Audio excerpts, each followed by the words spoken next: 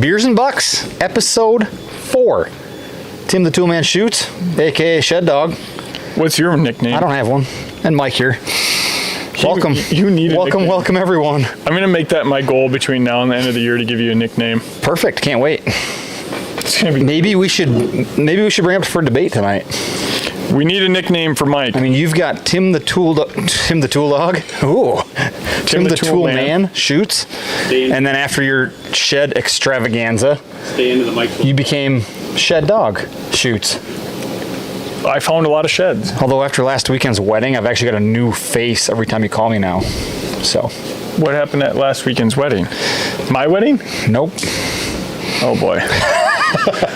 I found out, like, from my bachelor party that a lot of my friends that I thought were my friends have a lot of dirt on me in the form of pictures, and they made a banner almost the size of this backdrop with all the most embarrassing photos they had of me over the years. It was, I showed it to my dad. He wasn't impressed. Most people couldn't fill a postcard with the amount of embarrassing pictures, and you had a freaking wall full, and they were some doozies. I captured a few more last weekend, so I've got that. If you try to take Tim's picture, just try to take his picture in any moment, and you take a few pictures prior to him being ready and a few pictures after you being ready, you're gonna get a gem. Oh, absolutely. Yep. Yeah. So, bunch of gems. Well, welcome everybody. Yeah, already down a rabbit hole. It's picking up quick. Thank you for joining episode 4. Obviously, we've had Beers and Bucks for a couple of years now, but it's cool to make it kind of next level. What are you cracking there? Love that sound. Oh, the old Hudson Hop and Barrel Lemon Breaker. I mean, you'd think our sales and marketing manager could get us a sponsorship from Hop and Barrel. Crickets. Yeah, I know, right? I mean, we pretty much own stock. I'm drinking Coors Light out of spite. Ooh, well, there's probably other reasons for that, but yeah, episode 4. We got a lot to talk about. We also have a lot to talk about. A couple of fun things. We got a bunch of things coming up in the next month or so that I can't really elaborate on, but stay tuned. We've got a few things up our sleeve. Some fun events that'll kind of happen over the course of the rest of the year. That'll be fun. We've got our big Tactacam giveaway that's live. Go online, submit photos. All you have to do is submit photos and you can win Tactacams, food plot seed, all sorts of cool shit. We just finally are now in Tractor Supplies, 563 locations. They're all on our website dealer locator, so that gets us into some places where we haven't been before. So our goal is always to bring our products closer to our people. So that's one way to do it. All of our dealers are stocking up. Jake's been busy. Spencer's been busy. Yeah, we've got a new employee. Yeah. Since our last Beers and Bucks. I don't know that we've even done a post about it. We haven't done a post about Spency Boy. If I was Spencer, I'd be probably pissed. He's probably written a letter to HR. Yeah. Well, HR actually goes to Cooper and my dog, and he's a little slow to respond. We'll have to introduce Spency Boy this week. Yeah. So we'll find some embarrassing picture of him and post it. And yeah. He's the mule around here. Jake runs a tight ship. So it's good. Those guys are whooping butt, getting our dealers stocked up. Couple of Orscheln Farm and Home on board now, 44 stores in about 7 or 8 different states, all on our website. So we'll be kind of sharing that news. A lot going on. Yeah, it's fun. Liquid Courage has been flying out of here. I think it solves a really good practical problem that people are facing right now with the increased cost of fertilizer and the fact that you can cover so much acreage with one concentrated bottle. It's going to be really cool as guys start to put their fall plots in. And I think we talked about it a little bit on the last time, but kind of like a lot of times you plant it and you fertilize at the time of planting, and then you forget to go back in and give it that another boost. And I think that's where Liquid Courage is going to come in. Are you speaking from experience? No. Oh, okay. Yes, 100%. I do it a lot. So Tim, if you're going to plant a plot this fall, say August 1st in Wisconsin with Big Sexy, what would be your recommendation on how to fertilize? Like, what are your steps to fertilize? When do you use granular? When do you use Liquid Courage? What do you use? I think that's that is where I think people can benefit the most coming into this fall. Yeah. Once they realize kind of how the process works. Well, I think you made the first mistake there in naming a date. I refuse to name dates on when I'm going to put my fall plots in, because we've tried it. We tried doing early. We've tried doing later. Like, I'm going to get the field ready to plant. It's going to be ready to go. And when we've got steady rain forecast, where it's not like a blip, like where it's 20% chance the next day, where like I know definitively we're going to have a rainstorm, that's when I'm going to be planting it. And at time of planting, I'm going to put the recommended fertilizer down. A lot of times we're still adding lime to our field because our pH is still trying to improve. And then what we'll probably do is those fall plots, especially if you get a rain, they're going to germinate really quick and they're going to fill out really quick, typically within 2 weeks, 3 weeks. I think at that 3 week mark is probably the time I'm going to do it if we get the rain and if you have the germination. So I don't know that there's like a silver bullet on what our plan is for our fall plots. I just know that we've had weird weather in Wisconsin and we've had droughts, and I want to make sure there's rain. I want to make sure that gets good germination, and I'm going to put granular down when I plant, and then I'm going to hit it with Liquid Courage probably 2 to 3 weeks after germination. And that's where you get the big benefit. It doesn't mean you don't put it granular down at planting. That's a step that has to be taken still. So for your fall brassicas, that 17, 17, 17, 19, 19, 19, whatever it is, put it down at planting. Like Tim said, once we've got plant surface area, Liquid Courage as a foliar fertilizer needs to adhere to leaves and stem, and then you can apply it 3 to 4 times. So that's where you get the benefit from Liquid Courage and the benefit in your pocketbook. Yep. So I think that's just something we'll continue to elaborate kind of on the how. To Tim's point, everything we do, if you know us well enough, is in gray. It's not in black and white. We don't tell you to plant July 15th and fertilize August 15th because it doesn't work that way. So, but that's one of those things where we'll continue to help. It looks like it's received some pretty positive feedback from the gang, but it's a product that you'll visually see results. Tyler in Minnesota texted me earlier this week. He sprayed it last week and then provided like before and afters. It went from 4 to 8 inches, his clover. Yep. Very limited rainfall. So it's going to provide that boost. People keep asking me about the table sugar. When you read the directions on there, it says add some table sugar to your batch, and they question why. So there's microbes in here, and that sugar feeds those microbes. So those microbes can then go to work and allow the plants to absorb more nutrients. It also gives your plants a little boost of energy too, but the main reason for that sugar is to feed the microbes, and then from that the plants can absorb the nutrients and maximize growth. So kind of a little tidbit there. Well, another thing that we're going to be doing this year on our property is we had a goal to establish more clover plots on the property. We were expanding. We took a 19-acre field out of ag. We're putting a ton of food out there, and we want to establish some clover plots that are just lifetime clover plots. And out in front of my cabin, I've got probably almost 2 acres, acre and a half probably, that the soil is pretty poor. We had a weird spring, getting it in, it just didn't work. And I think a lot of people think clovers, you got to establish them in the spring.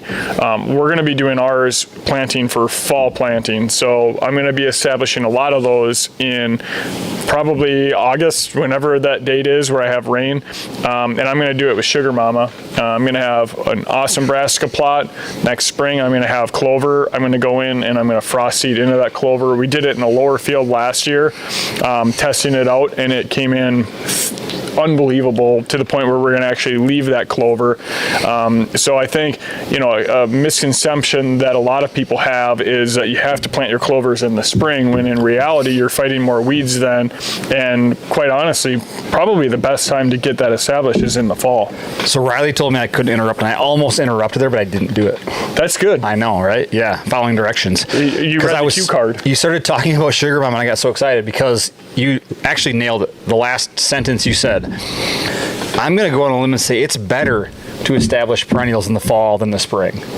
Not even just better in general, because perennials are really a second year crop. So when you plant them in the spring, yes, they can do fine for that year.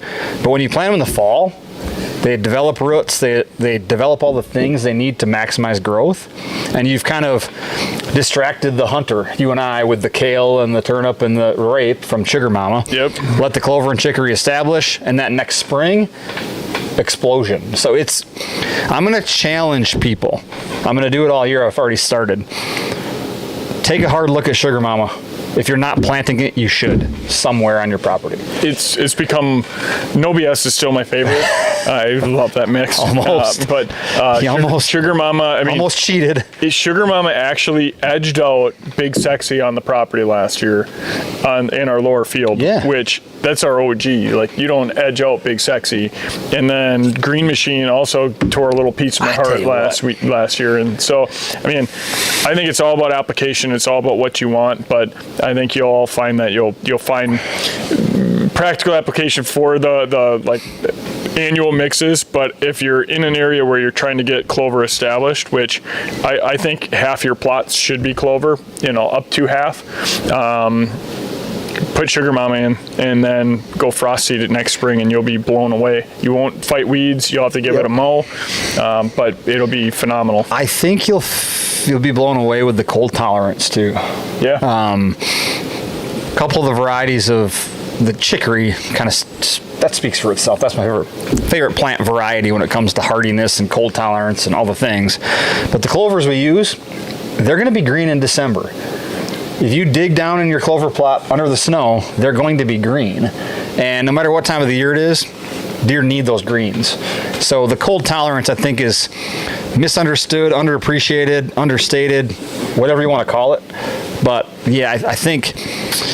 But it's like your weed competition too. Like and Ryan Nordahl just commented on that. Like, a lot less weed competition in August. I mean, we had our beans last year completely fail. We went in, tilled it under the third week of August, planted Green Machine. There was no weeds in it. It just came in awesome. We had rain. I think, anytime you're going to fight drought and stuff like that, it's amazing how much weeds just come in. And you try pulling them, you see their root systems, you understand why they can handle it. But yeah, it's something that I want to put more content out about, is getting that establishment in the fall. When Mother Nature created weeds, evil. She did one hell of a job. So whatever we can do to combat that is good. Should we say some shout outs? We got a bunch of people on here commenting. Watch, Michael. I can't even do it. I don't even know where some of these guys are from. I love it. I know. Steven Sanddunes. Where are you from? I want to know. Richard Brook from Iowa. Jake Hudak. I think Jake won. Did he win our Liquid Courage from our last? I think he was one of them. I think he was one of the winners on Alaska. Brandon Trowbridge, holler at me. Where are you from? Greg Johnsrud. Greg's property is one that we should talk about more. It's amazing. Yeah, I mean, what he's done to that place is pretty awesome. Got Brad. We got Cole down in Arkansas. Greg is from Wisconsin. Blake headed down to Vernon County this week to get ready for his Big Sexy Hot Chick combo plot. I like that. I mean, that's kind of like Sugar Mama on steroids. That's pretty good. I'm into it. Ryan Nordahl, Wisconsin. Jason Karshbaum, Duran. Jake Lindbergh on Alaska. Two guys from Alaska on the same live feed at the same time. Boom. You know what else is funny? A random Liquid Courage contest from last webcast. The two guys from Alaska both won. Was it a webcast or was it a podcast? Well, it's a webcast because we're live on the web and we're casting it across multiple networks. I was just asking. Somebody messaged me that. You got to remember that I'm from like the 90s, the 80s. I'm still getting used to this thing here. Riley, I was born in 88. Riley Arnold making fun of old Timmy Bob. We got Sean from New York, Chad from New Jersey, Josh from Indiana, Jordan from Minnesota, Jeff from Wisconsin, JR from Illinois. We're missing a few states. Nobody from Michigan likes us. That's apparent. Nobody from Ohio likes us. Pennsylvania. Although maybe Mr. Sand Dunes is from Pennsylvania. Have we done one of these since I got back? We have not talked about your fishing trip. Your honeymoon yet. Yeah. We should talk about that. Yeah. And your wedding. Haven't talked about the wedding. Got hitched. This is Timmy's first podcast as a married man. I was wondering why I Think it'll be his nervous. Do you think it'll be his last? I hope not. Will she pull the plug and be like, no more beers and bucks? We just got Crazy Maisie back from the trainer today, so Mel's at home with Cooper, who also knocked over the garbage can and went ham on it today. So Can we talk about Cooper for a minute? what about him? Cooper ate a dozen eggs Yeah, in the container with the container. yeah. He also jumped up He's on the a counter one legend. time and he ate an entire bowl of tinfoil wrapped Easter candy and a half a zucchini. True story. That dog, can't even. that dog, the amount of socks that dog has shit out in his life, I'm just like He blown has away. got I haven't had to do surgery a yet. steel gut. I don't even know what he ate today, but he ate something and it wasn't good. Remember when we took him hunting? Yeah. My dog is an excellent hunting dog. He got trained by one of the best dog trainers around. He's a good dog. Didn't like birds.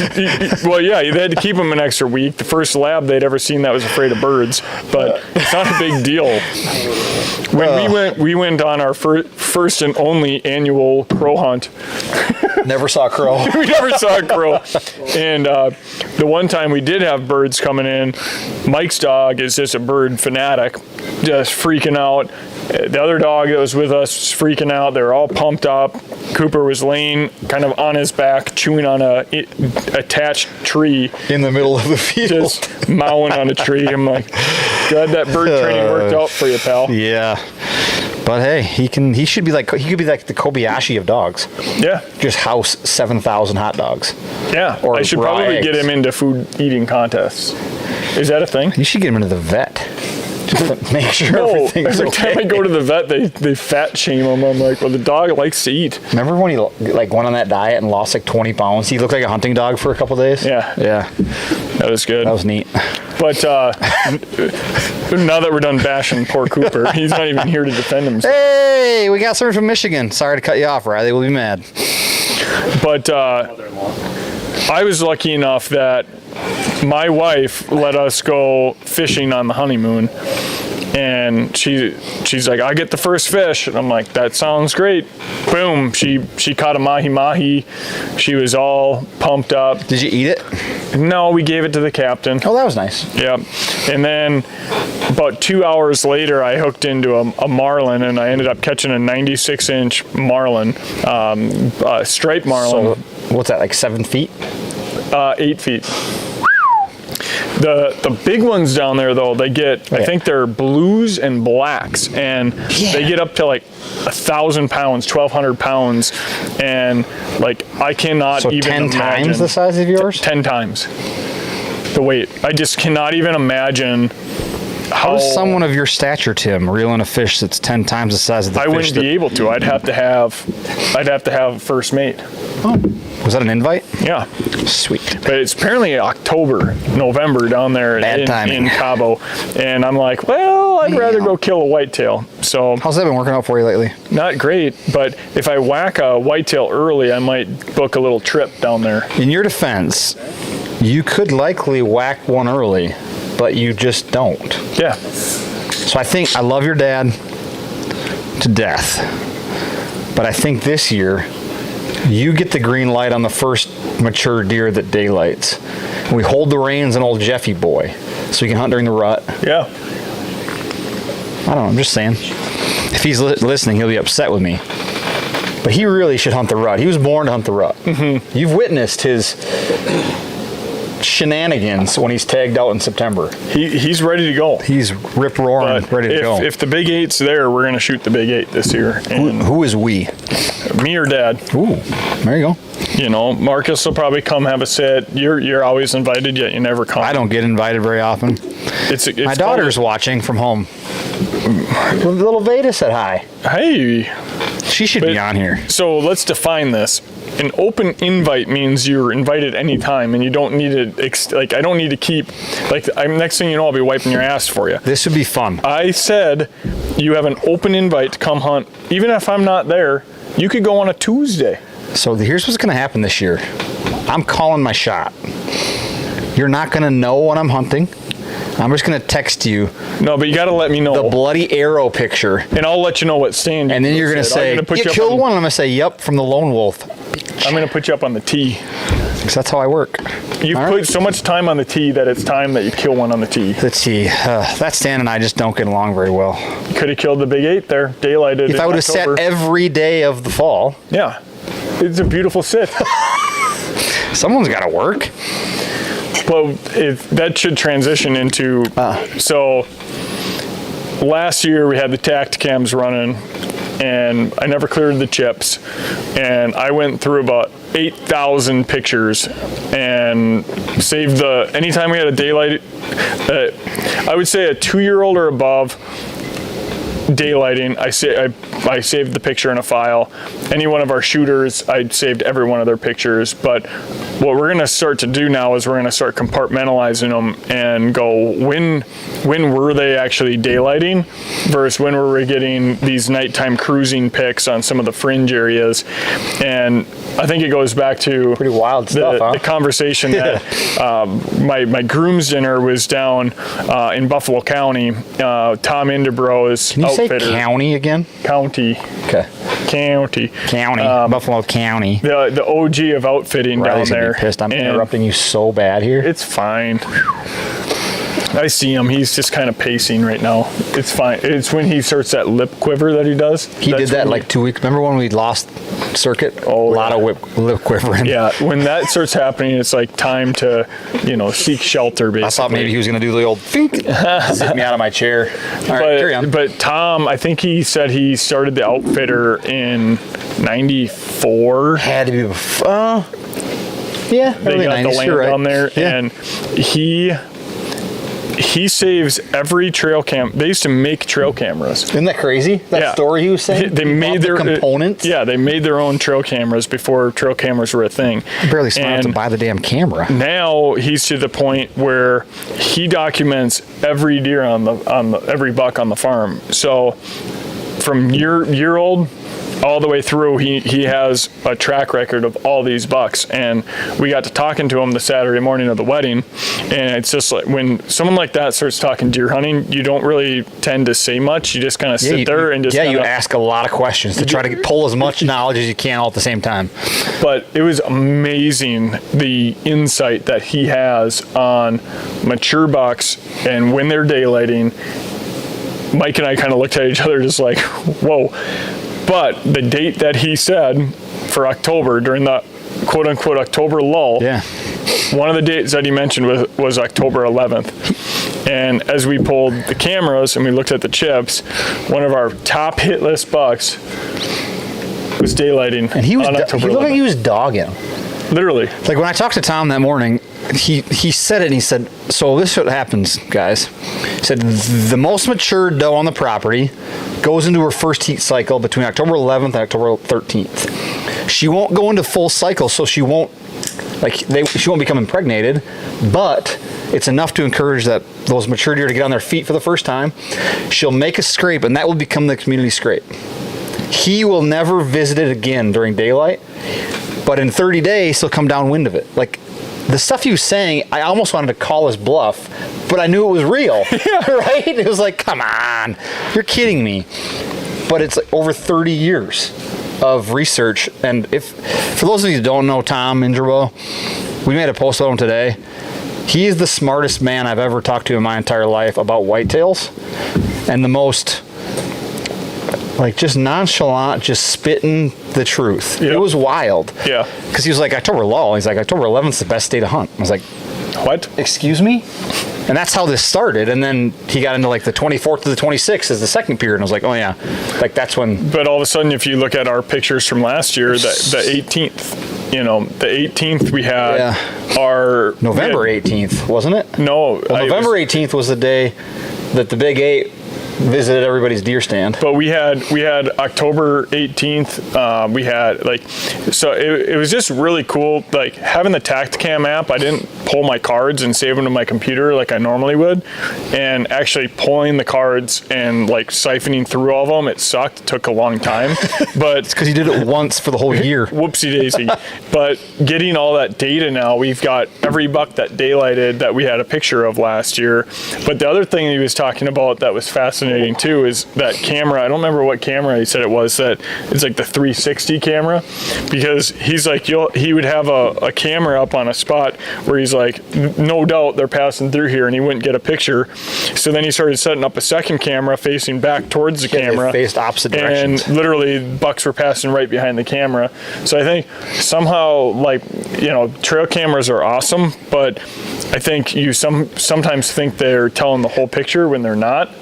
And the Lone Wolf's a prime example. Yeah. We have a stand that's a pinch point up on the ridge, the fence is down, it's a perfect spot. And I'm like, no buck. We had one buck come through. Like, this is ridiculous. Pulled the chip. Well, it hadn't sent a few pictures, and they were daylighting bucks all over the big place. The big eight, like October 20th. I'm like, that stand's shit. I got to move it. Nobody sat it the whole year. Not one time. Not one time did I think to go sit that stand, because I was like, no, it's dog shit. Well, so funny. Your cameras sometimes don't get the pic. Sometimes they don't send it to you, and sometimes they walk literally right behind it, and you don't get a picture. I think sometimes we all fall victim to technology. Yeah. I mean, back in the day, you just hunted your spots. Remember the old saying of, like, if you get a new property to hunt and just walk it and see where all the old tree stands are and throw one up, it's probably where the deer are going to be. Probably the same. Although the way we've manipulated food has changed movement. Yep. However, the Lone Wolf stand, three hills come together in one spot, and that's where they cross the fence forever. It's too good. So why? But at the same time, our camera said don't do it, so we didn't hunt it. Didn't do it. And I think we all fall victim to that. I think it's funny. The true hunters around who always give you the grief about planting food plots being cheating, and those guys, I'm sure they would tell us that we're idiots and you should hunt the old way. But yeah, they probably have a little dial thing that hits an old Polaroid camera, and they got to go get it every day. But and like a prime example of that was like probably this was before we had cell cams on the property. Was it 5 years ago when Dad killed that nice buck? Down in the oats. Yeah, and I was up top. I was up top too. Had he gone and checked cameras, or had he got those cameras, he would have been up where Mike was sitting. Yeah. And Mike was up there, and that deer was daylighting all day by that stand. You would have killed that buck 100 times, no problem. The next day, it was on the complete opposite side of the property, and you killed it. Chasing does. That was a fun sit that day. Yeah, that was a magic sit. That was the day I taught Tim how to take pictures of deer. Yeah, fair. You might not admit it, but the picture of your dad's epic. I'm good at taking pictures of fish. Like, I had Jake in the boat with me last year, and he had a 17-inch walleye. I made that thing look like a 31. That's the thing. When you take Jake along, you better be good at taking pictures. Yeah. He's picky. He's like, hold on, do I get a wardrobe change? I'm like, dude, put the bass back in the water. Like, you don't get a wardrobe change. He is so particular. Get him in front of the camera, he freezes. So you got to give him a... Unless he's on his Facebook, then he's just a champ. So I got time. Yeah. Oh, yeah. I'm here. Love his play-by-plays. They're good. Sneaking into this spot. Mr. Big Sanctuary here. He's in here somewhere. Yeah. Oh, yeah. Jake is a riot. Yeah. And he's sitting right here, so it's fun to give him shit. Someday, Jake's going to just walk out of here and never come back. And we're going to go, whoops, did we go too far? We probably went a little too far. All right. I always tell Jake that if we're not making fun of him, he should be concerned. So he's obviously safe right now. Jamie thought it was funny. Of course he did. That kind of goes back to like this, like, we always had like November 5th was like always our day on the property. Like that's when we're gonna go kill a deer, and like the rut just becomes so unpredictable. And I think like going in our hunt where we're in Kentucky, we went Halloween weekend, and I still think the bucks are somewhat predictable. And it gets really challenging in the rut, because you could have a money sit where you're in there before it gets light and the deer are running everywhere and you're like, this is going to be incredible, or you could like literally not see a deer because their patterns completely change.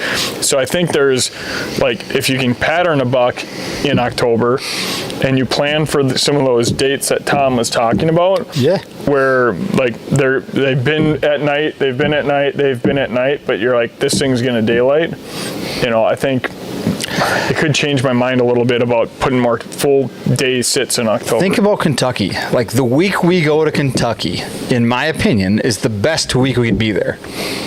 When Brian gets a mature deer on camera, if you grind it out and sit that spot, someone will see him.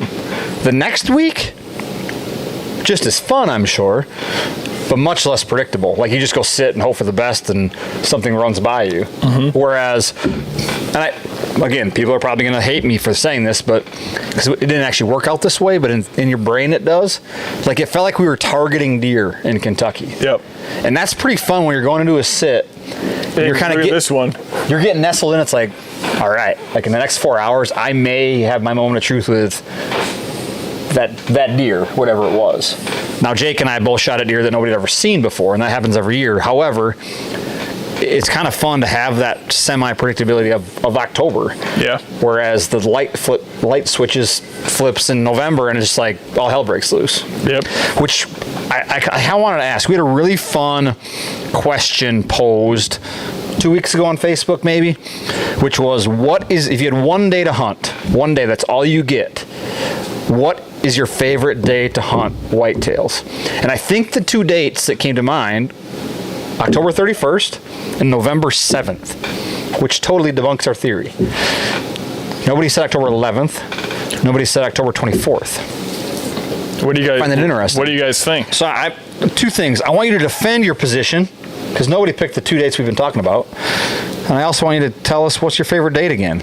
A lot of November 7ths, a lot of October 31st. I want to try and sit all day October 18th to the 25th. Through 7 straight?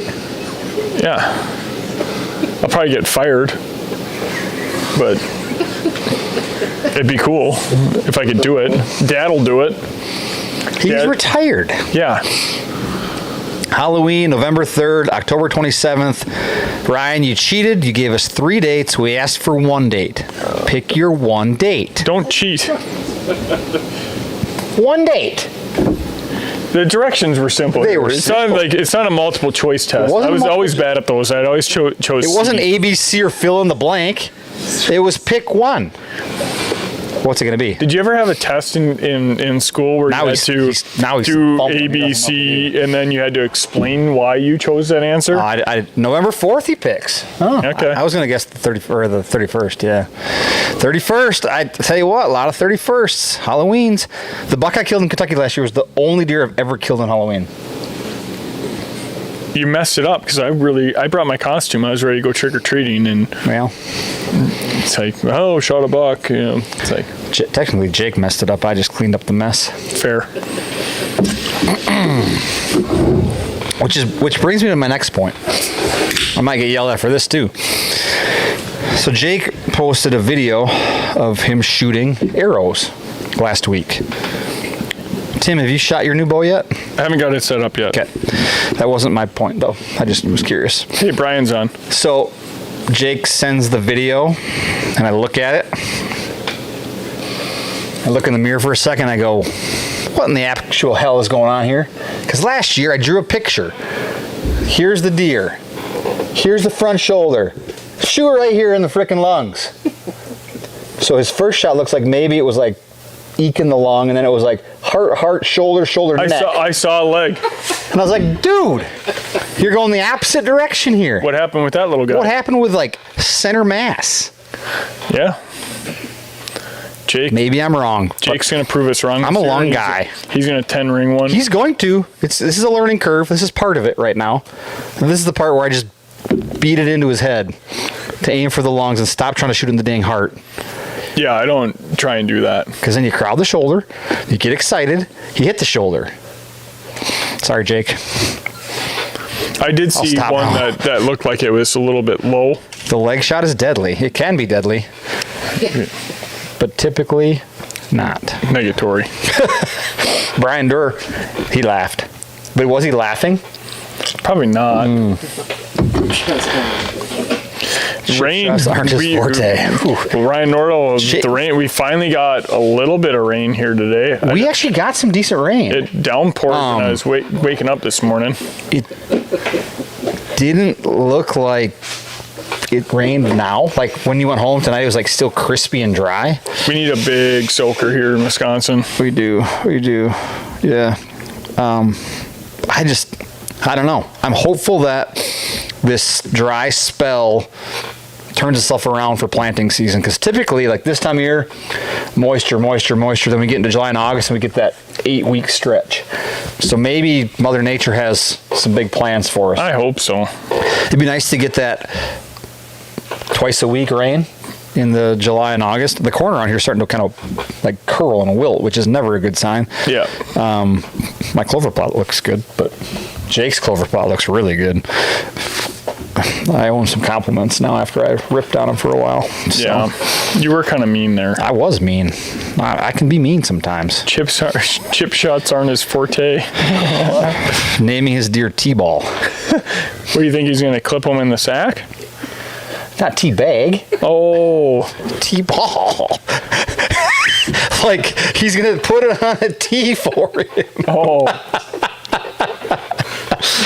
I thought maybe thumping balls. I was like, that could be a kill shot. No one's confirmed or denied it. I would like to think that probably is, but I don't think that was his intent. Okay.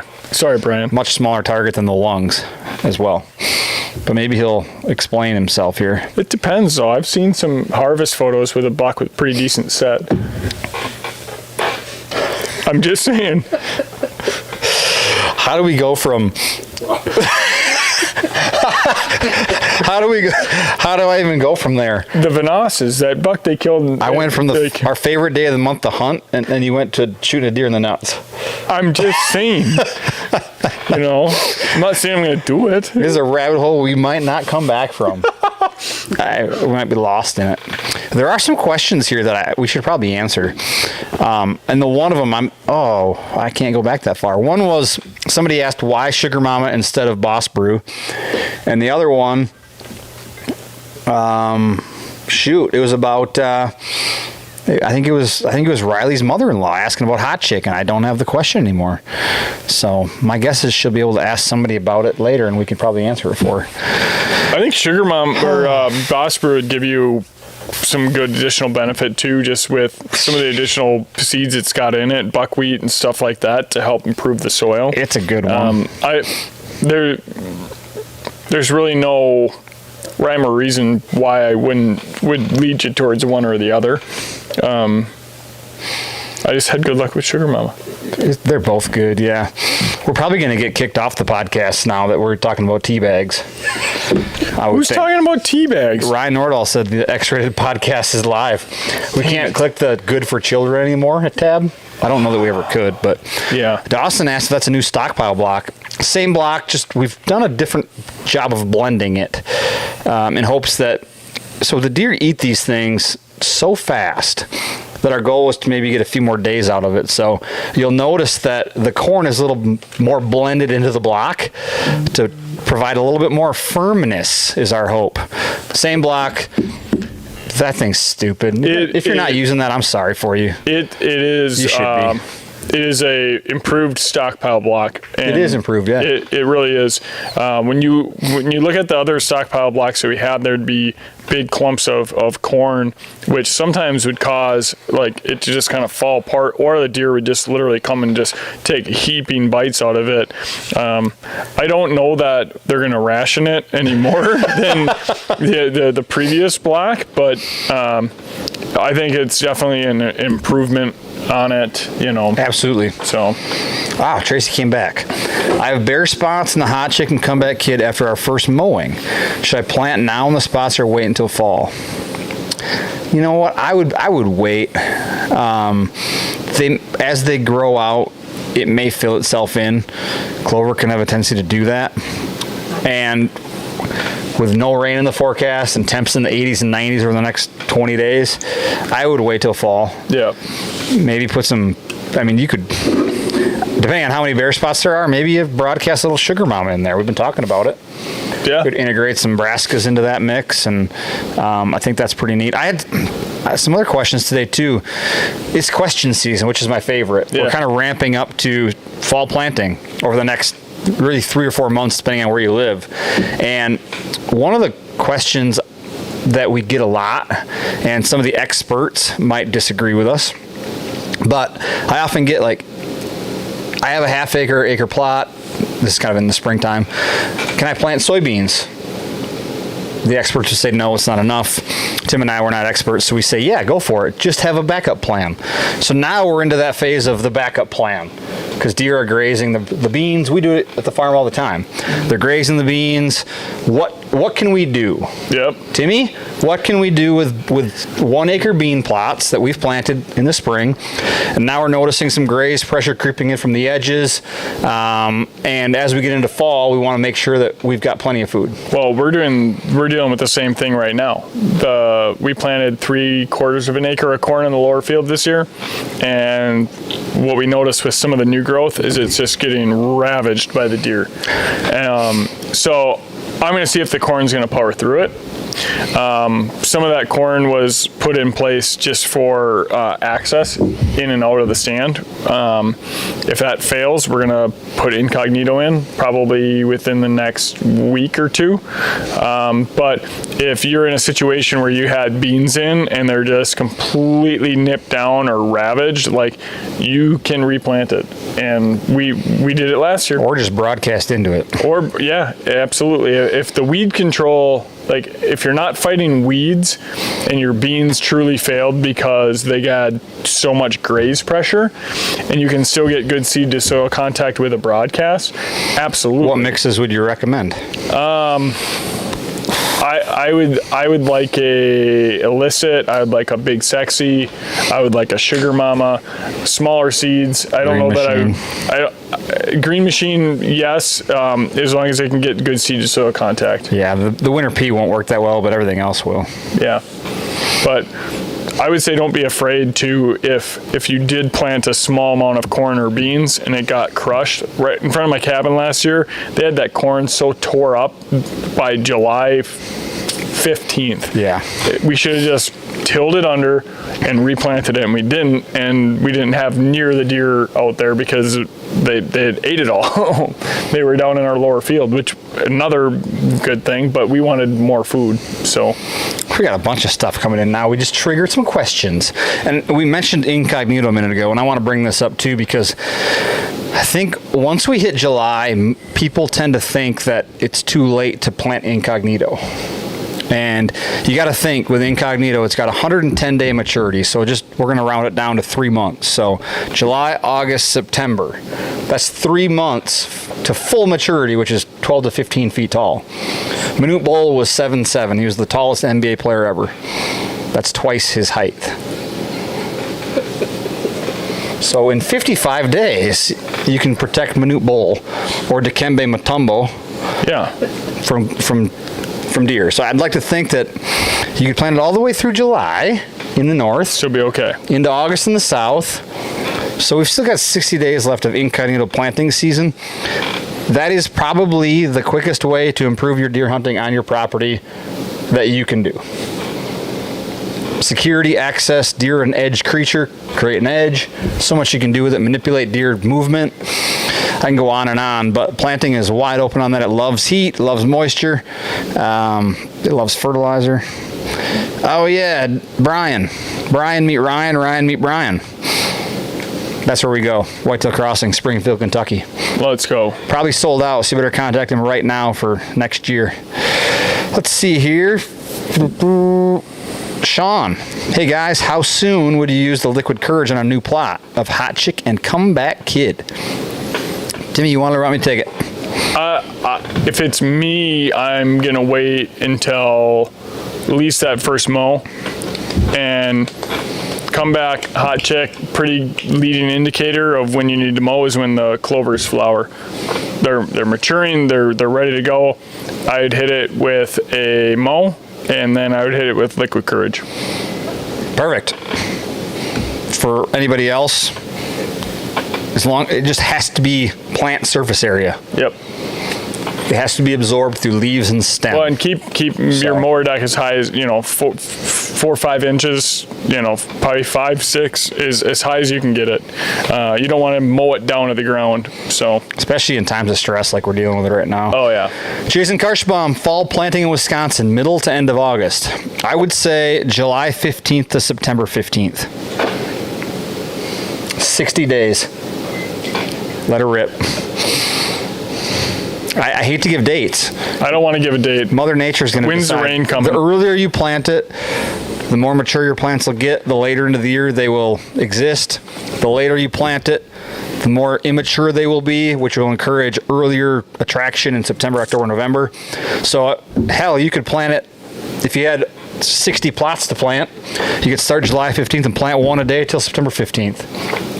You'd have a whole bunch of plants maturing at different stages. It'd be pretty awesome. If you look at, and I know we talked about it on the last podcast, but the beans that failed and putting the green machine in as late as we did. Was that like August 21st or something like that? Yeah, it was something crazy. late. And all that fresh Perfect growth, timing. I'm here to tell you it completely changed that buck's movement. And he came down and hit that fresh growth. The post that we did earlier today with the buck running across the No BS plot, that one was planted early August.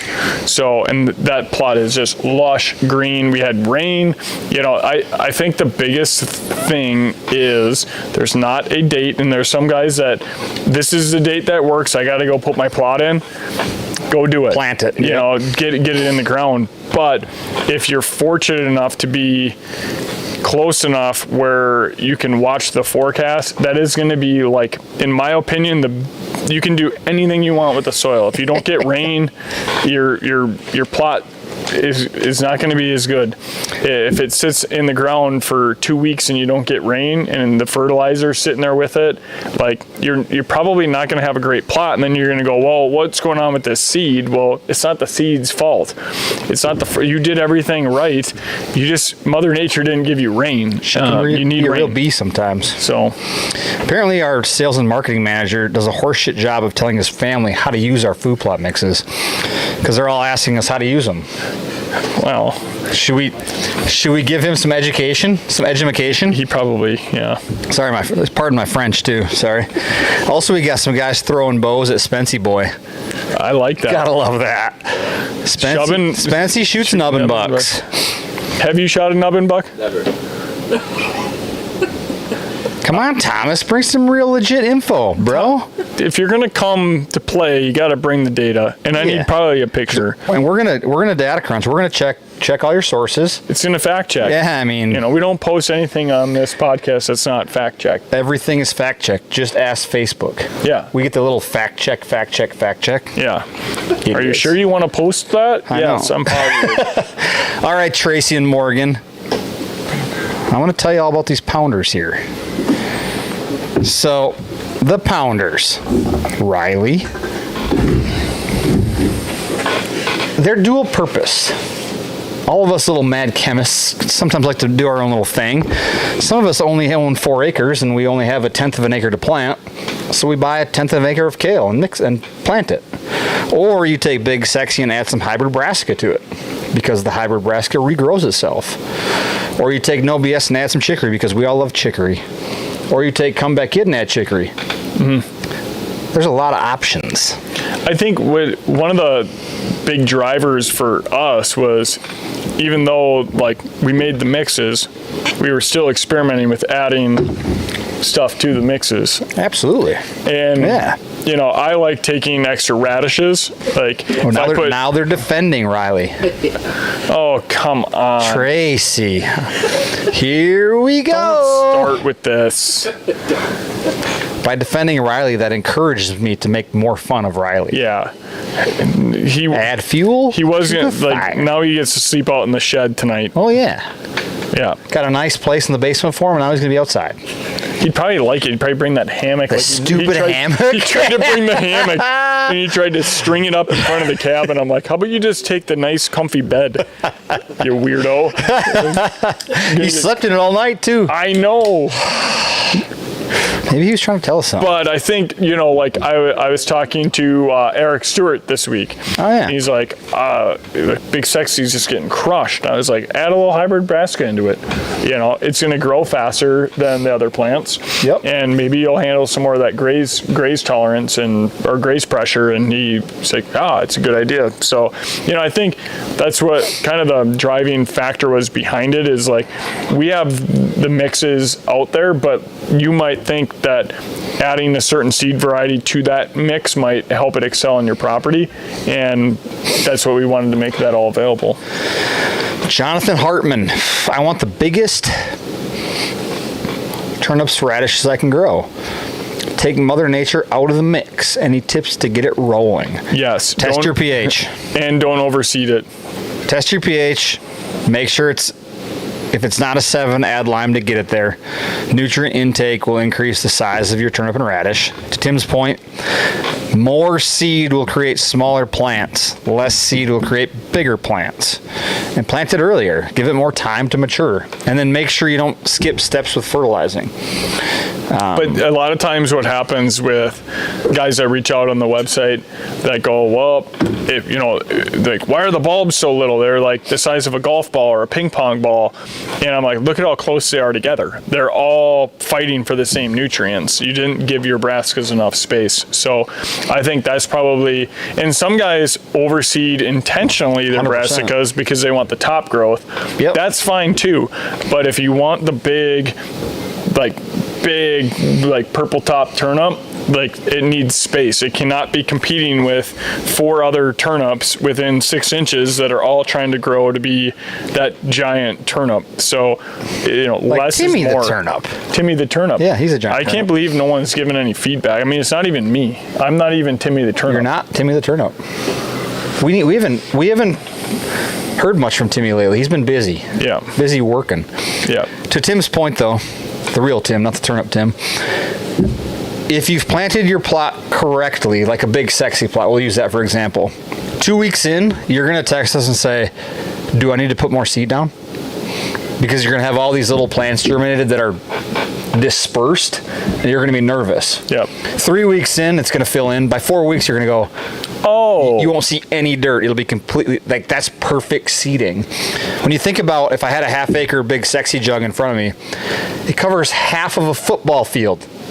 It looks like it couldn't cover your front lawn.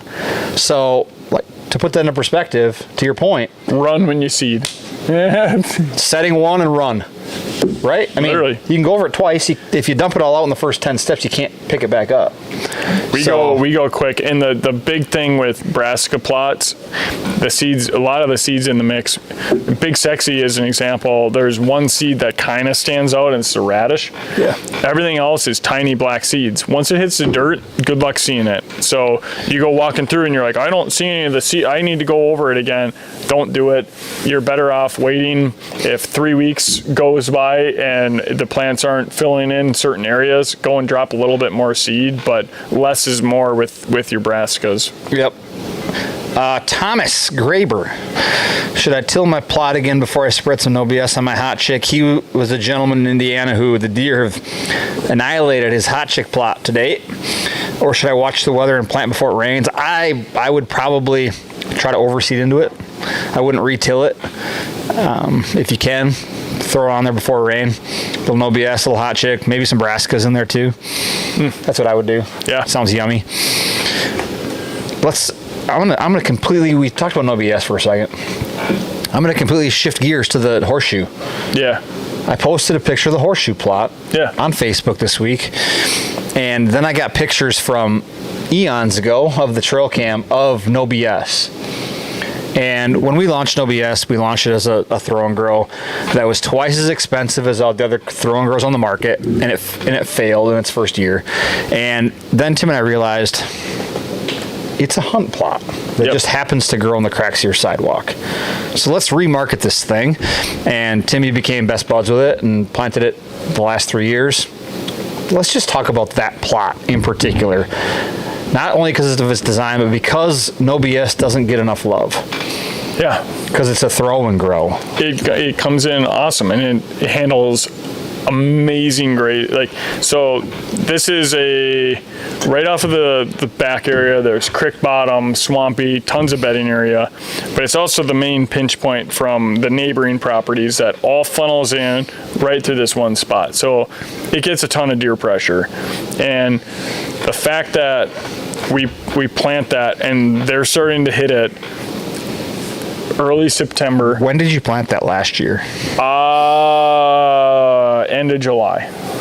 So I would say even in middle of August, there's already deer in there hammering it, and all the way through season, they're still hammering it. It's got graze resistance, man. It's got incredible graze resistance more than I would say a lot of our mixes, and it's amazing when you look at the pictures. Even into November, it's still green. We'll keep sharing them too. Sorry to cut you off. I mean, it had the pictures are snowfall, and then the snow melted in November, and then it was green again, and the deer are just in there hammering it. You see them late into the winter. The one picture of the doe is laying down feeding, and there's like 6 others. Like it's, I don't know, it's crazy. No BS is probably my favorite, and I don't know why I don't put it in on more spot. I think the lower field needs some no BS. Maybe the horseshoe with the corn needs to have no BS. I feel like we always say like we marketed it poorly in year 1 and we've done better. I don't think we're doing better. No. I think we say screw it and we put it in the new design. Plant the whole 150 acres in no BS. Just take all the trees out. Clear cut that thing. It'd probably be. Can you imagine? We should have all the deer. 150 acres of no BS. Standing food. Just come to Papa. You like to lumberjack? Yeah. I don't know, but I mean, I've probably fielded 1,000 questions this year on what to plant in my hunt plot. Unless it was shaded or the person didn't have equipment, I don't put that away. No, it's too late. I'm trying to quit chewing. Yeah, and I'm trying to be a good friend. All I've had is these freaking Zyn pouches all day. I'm losing my mind. I had a couple of Coors. Now it's just I earned it. We've worked so hard for this. I earned it. Lord help me. If anyone's ever tried to quit chewing, I know it's hard. I'm trying to help. Okay, this is for another time. Thank you. So back to no BS. Yes. Yeah. But I think I've had 1,000 people ask me, and not one time, unless it was shaded or they didn't have equipment, did I mention no BS as an option. And I was like, well, I'd probably plant Big Sexy or Green Machine because they're my 2 favorites. And no BS is back here going like, hey me. Why do we keep doing it? Me in high school sports. Yeah, you were like the hey me. I kind of was always like. But you didn't perform like no BS performs. When the captains came up, unless it was one of my friends, I'm like, well, I might as well just go sit on the bench. But no BS could actually perform if given the opportunity. That's what I'm saying. That's what I've said the entire time. That's where the correlation makes no sense to me. You've known me. I excel in competitive situations. Further elaborate, please. I would like some examples of where you've excelled. Intramural dodgeball in 2007 in St. Cloud State. Whooped some ass. They didn't even see me coming. Who were you playing against? Well, it was mostly girls, but Careful. It was co-ed. Careful. It was co-ed. Careful. And I got took out on the championship game. There was 3 of them. They cornered me. They took all my team out. You were the last man standing. I was the last man standing. I got took out and we lost the championship. But I did hit one of the longest dingers in intramural softball. Really? Yeah. I'm just saying, give me a shot. I'll come in there. I've never heard the intramural home run story in my entire life. Ask Brandon Pyreball. Or the 2007 co-ed dinger dodgeball. Yeah. I play alternative sports. I asked him for his sports accolades, and he brings up the 2007 intramural dodgeball where he got tag teamed by 3 girls. It's fine. I rest my case. I don't know how So no BS is not like Tim. No BS is like the 3 girls. Yeah, whooping ass. Yeah. Taking names, cashing checks, snapping necks. Timmy, I hit dingers, shoots. Another new nickname. Maybe just call me Dinger. That could, I mean, that has multiple, right? We still need, I mean, there's still some people here. You weren't maybe here in the beginning. Mike needs a nickname. Timmy, we've got like 6 new ones for you. You're just like the poster board of your face. Like you just set yourself up for nicknames. I'm not even seeing comments anymore. All I'm seeing is people viewing it, and I just can't find the comments. There we go. We're an hour in. They're probably 4 beers deep, and they're probably sick of listening to us at this point. Fair. That's simply how it works. Well, so let's talk a little bit about what's upcoming. We've got on our properties, Incognitos going in. Probably not this weekend. Next weekend, we got a full weekend at the cabin. We're going to put all our Incognito in. It's going to give it ample time.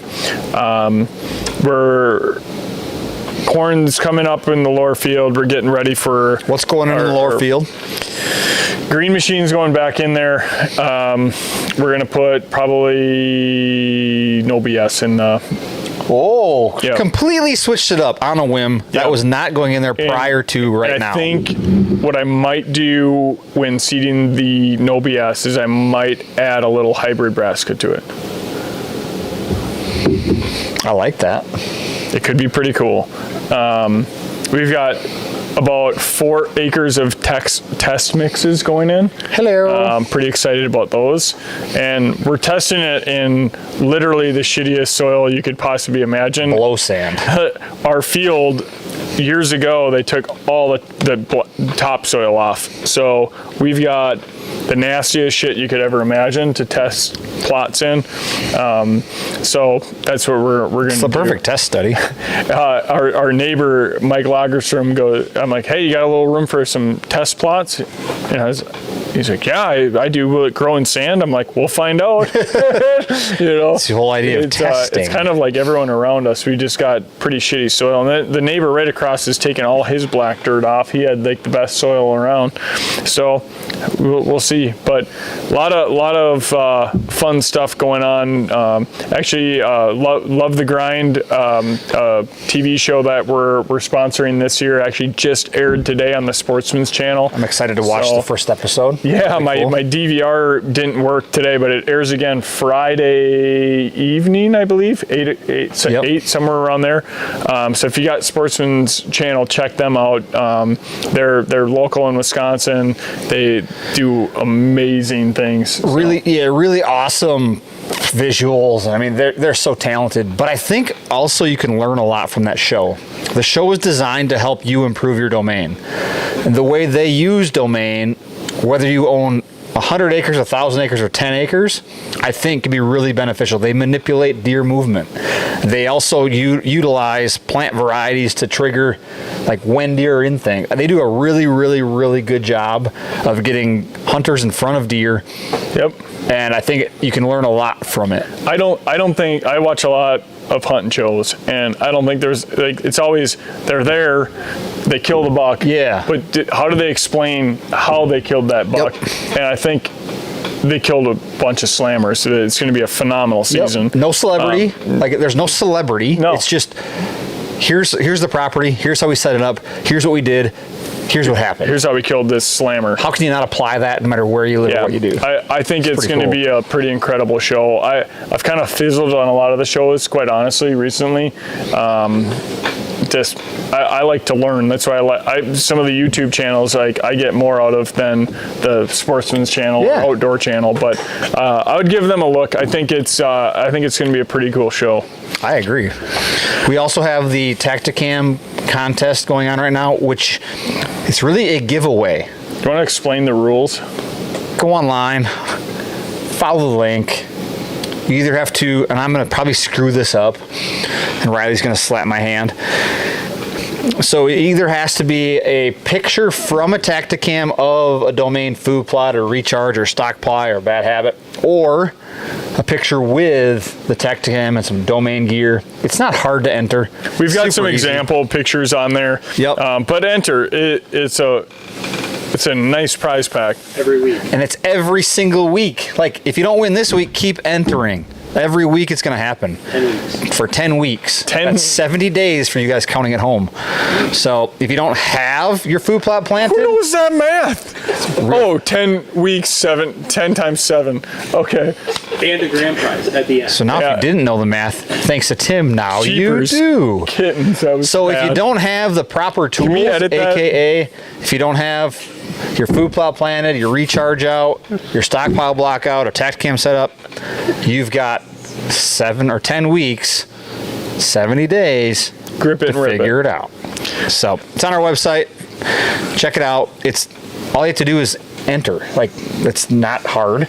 It costs you nothing. And one more thing, we got some exciting things coming up here in the next month. Not going to elaborate any further other than stay tuned. August 1st. August 1st is the date to, maybe we'll have a Beers and Bucks somewhere around there to help launch it, but we've got a really big thing happening August 1st. You're going to like it. We're excited about it. It gave me goosebumps thinking about it, watching it, prepping for it. It's going to be really, really cool. Yeah, so we've got a couple things we'll roll out August 1st. We're really excited about it.